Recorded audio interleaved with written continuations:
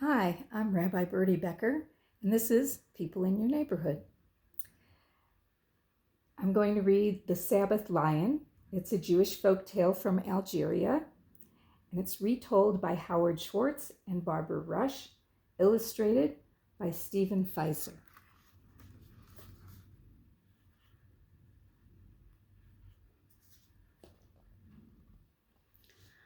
Long ago, in the faraway city of Algiers, there lived a Jewish widow and her 7 children. She had to work from dawn until dark to feed her large family. The woman's oldest son, Yosef, was only 10 years old, but he tried to help his mother as much as he could. Every day, except Saturday, Yosef went to the marketplace to sweep the shopkeepers' stalls and keep their baskets full of fresh fruits and vegetables.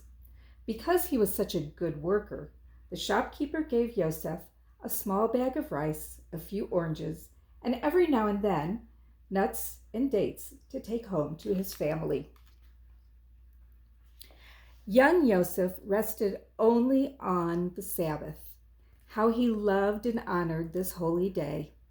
On Friday evenings, his mother lit the Shabbat candles and said a blessing. Then Yosef, holding his glass high, said the blessing over the wine, and raising the challah, a braided loaf that his mother baked on Friday mornings, he said the special blessing over the special Sabbath bread. After that, Yosef and all the children turned to the door and sang a song welcoming the Sabbath queen.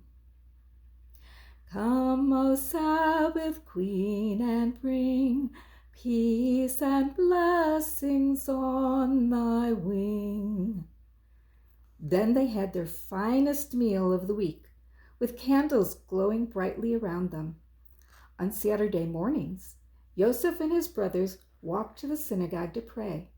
Yosef did not travel or do any work on the Sabbath because it was forbidden, and he knew that a peaceful Sabbath gave him the strength to work hard the rest of the week. One day, when Yosef was working in the market, he saw a stranger speaking to one of the shopkeepers. He overheard the man ask where a certain family could be found. Yosef ran over. "That's my family," he cried. "Let me lead you to my house." And then they arrived there. The stranger handed Yosef's mother a letter. Then he bowed and left. Yosef's mother read the letter and turned pale. "What's the matter, mother?" the children asked. Their mother answered, "Strange news has come our way. It seems that your father had an uncle who lived in the city of Cairo, in the land of Egypt. And when he died, there was no one to leave his fortune to, so he left it to us." Hearing this, the children gasped. Soon they would have money for food and maybe even a few new clothes. Yet their mother still looked worried. "The money would be a great blessing," she said, "but I would have to travel all the way to Egypt to claim it. How can I take 7 young children on such a long journey? I have no one to leave you with, and you're too young to be left alone." "Please, mother," said Yosef, "let me go to Cairo to get it." "But Yosef, you are too young. The sun is very hot. Wild animals live in the desert. No, it would not be safe for you to cross the desert." "Please, mother," begged Yosef, "have faith in God. He has sent us a great blessing. We must not ignore it."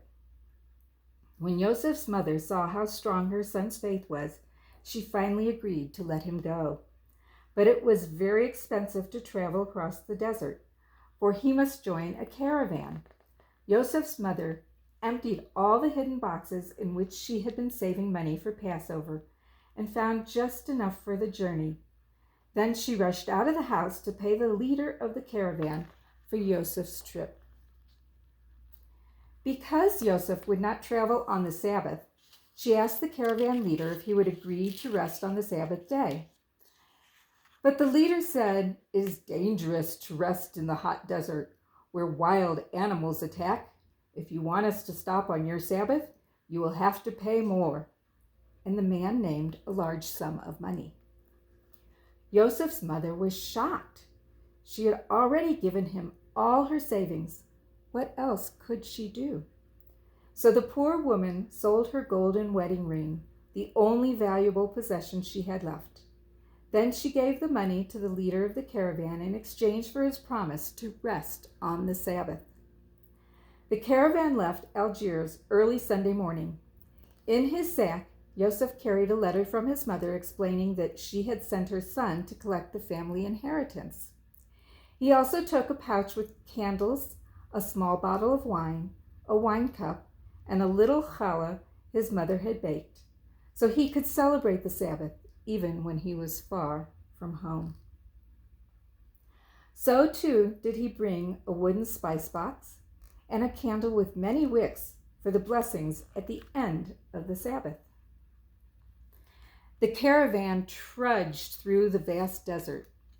Everywhere Joseph looked, he saw sand and only sand. The days passed slowly, the camels walked carefully across the burning sands, and the caravan would rest only when it was almost dark. Then Joseph would climb down from his camel and help the men set up tents for the night and gather brush for the campfire. And at the first sight of dawn, the caravan would be once again on its way. 6 long days passed, and finally it was Friday afternoon, almost the eve of the Sabbath. Joseph went to the leader of the caravan to remind him of their agreement. "What agreement?" the man asked, much to Joseph's dismay. "I don't know of any agreement." "Why, my mother sold her wedding ring and paid you to stop on the Sabbath. You promised," shouted Joseph, beginning to cry. The leader of the caravan stared boldly into Joseph's eyes. "We're going on," he said, "for there is still a bit of daylight left, and tomorrow we will ride all day. If you want to come with us, come. If not, stay here by yourself." Joseph looked up and saw that before long the sun would be setting, and he knew that he had to prepare for the Sabbath. "Well, are you coming?" asked the caravan leader, his voice nasty and impatient. Poor Joseph wanted to continue with the caravan, where he would be safe. But no matter what the dangers were, even if he were to be lost in the desert forever, Joseph could never disobey the laws of the Sabbath, and so his answer to the leader was firm. "No, I'm not coming. Go on without me. I must stay behind." And as the camels of the caravan left, he watched them disappear into the distance until he could see nothing but a cloud of dust. The sun was setting and the Sabbath was about to begin. Joseph knew that he must light the campfire quickly before the sunset, and that he must put enough brush on the fire to burn through the night. This he did, and then, as it grew dark, he sat down and sang his song to the Sabbath Queen.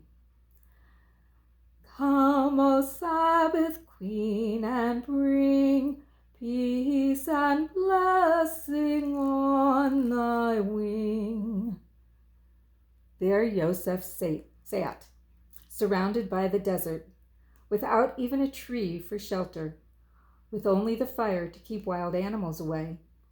He was afraid, so he closed his eyes and prayed with all his heart. But when he opened them, he saw something that made him tremble, for there in the distance was a huge lion moving swiftly in his direction. As the lion came closer, Joseph froze in terror, certain that his life was about to end.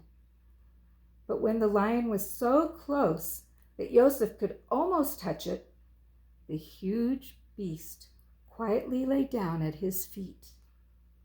Joseph was afraid that the lion would pounce on him, but when it turned its head, Joseph saw that its eyes were kind. Then he opened his pouch and took out the candles, the challah, the wine, and the wine cup. He lit the candles in the fire, and in a clear voice he recited all the blessings. And as he did so, he was filled with a feeling of peace, as if he were at home celebrating the Sabbath with his mother and his brothers and sisters. Soon afterward, he fell asleep. Joseph awoke at dawn, and there was the lion still watching over him. The hours of the day passed. Joseph sang Sabbath songs and recited Sabbath prayers. He felt as calm and peaceful as he had the night before, and never once during all that time did the lion move from where it lay. Joseph was glad that he was not alone, and he was thankful for the company of his Sabbath friend. At last the sun set, and Joseph took out his wooden spice box, the candle with many wicks, and a cup of wine, and he said the special prayers for the end of the Sabbath. All this time the lion seemed to listen patiently, and then when the prayers were over, the lion's kind eyes looked upon Joseph's. It was then that the boy understood what had happened. The Sabbath queen had sent the lion as a wonderful present to protect him. He stroked the lion's mane and put his arms around its neck. The lion brushed its tail against its back, which was the lion's way of telling Joseph that it wanted him to mount.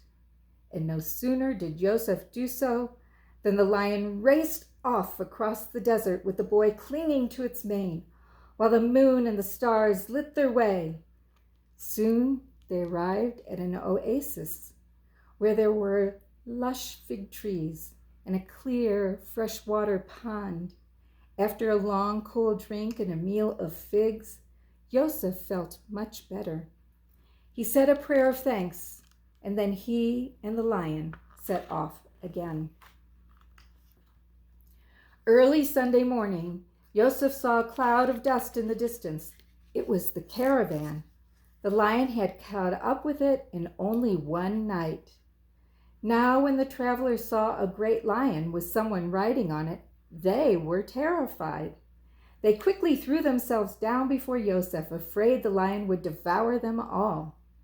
The caravan leader watched in fear as the lion brought Joseph directly to him. In a shaky voice, he welcomed Joseph back and asked him to be the new leader. He also gave back every penny Joseph's mother had paid him, and never again did he break a promise as long as he lived. So it was that Joseph and the Sabbath lion led the caravan all the way to Cairo. There they rode through the narrow streets where people screamed and scattered this way and that, running from the huge beast coming toward them. Soon the lion, with the boy still on its back, arrived at the office where Joseph was to collect the money. From their hiding places, everyone watched in amazement as the lion stood guard and Joseph went inside. A short time later, clutching 2 bags of silver coins, he came out, jumped on the lion's back, and rode away. Joseph and the lion sped through the desert once more, and before long Joseph saw the walled city of Algiers, where his mother, brothers, and sisters awaited him. Suddenly, the lion stopped. Joseph knew that the lion had completed its task. The time had come to bid his friend goodbye. He petted the lion and hugged it hard. The lion nodded as it rubbed against Joseph. Then it ran off into the distance and disappeared. With one last look behind him, Joseph passed through the gates of the city and hurried down the streets of Algiers to his home. When Joseph's family saw that he was home unharmed, they said prayers of thanks. And now that he had completed his task, the family could buy food and clothing, and yes, even a silver spice box for the closing of the Sabbath. And every Sabbath after that, the children begged Joseph to tell them his story, and he gladly did. For never did a Sabbath pass that he did not remember the Sabbath queen and the wonderful lion she had sent to him. I hope you always have someone guarding over you and have a wonderful Sabbath each week.